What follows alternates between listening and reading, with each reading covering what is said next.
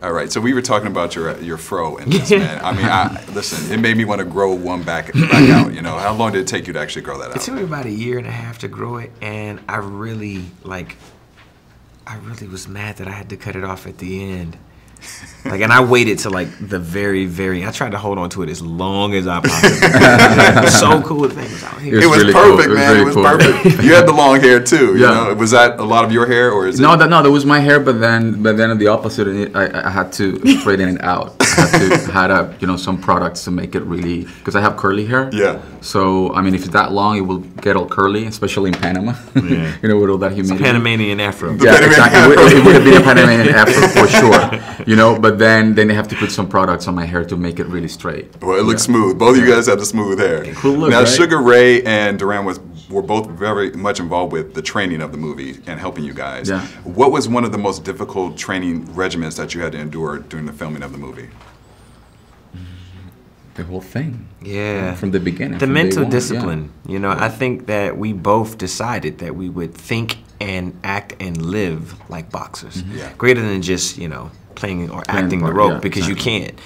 Yeah. If you want to understand the stress, the idea of what it is to be in that place, you have to be there. Yeah. You have to allow yourself to go there.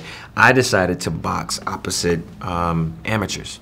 Okay. And we would spar, and I mean, and when I first started, it was very difficult because I wore all the padding, and eventually I began to just break it apart to the point where I only used the headgear, no body gear.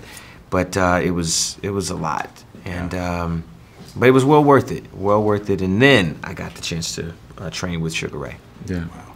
Yeah, no, I mean, as Usher says, it's impossible to imagine this. You cannot imagine it. You cannot imagine a boxer. Yeah. You cannot imagine that state of mind. I mean, probably with other type of characters, you do that. It's empathy. So you kind of do the exercise of imagining, of putting yourself in their shoes. But in this case, there's no way to wear those shoes without having gone through the hardship and the struggle, both physical and mental, of a boxer. You can't. So we had to do all this. Yeah.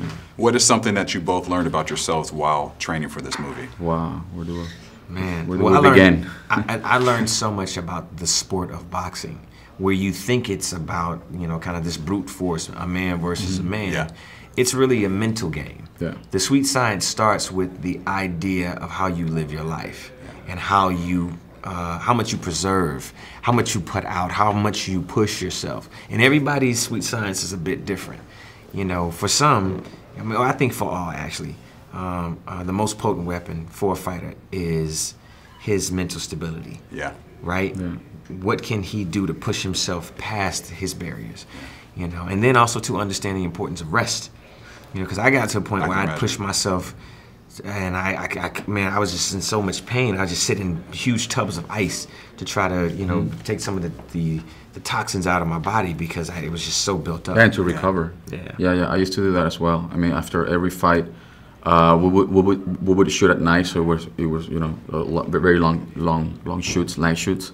And I remember I would go to my room, and then a whole tub full of ice was waiting for me to get there, for 1 minute, and then 30 seconds in a hot shower, and then back 2 minutes in the ice. It's really amazing, this thing. I mean, it's and then there's the fun nature of it too, right? We had a good time, right? Like that one time that you flooded my apartment. Wait, what happened? What, was this a joke or? It's true, man. I'm so sorry. He had a hot tub on his balcony. Then because we were neighbors. I mean, we're really doing all of this together, And then it's true, man. I'm so sorry for that. I flooded your apartment with your entire family there. Well, I know there's more to this story. Thank you guys. It was a pleasure.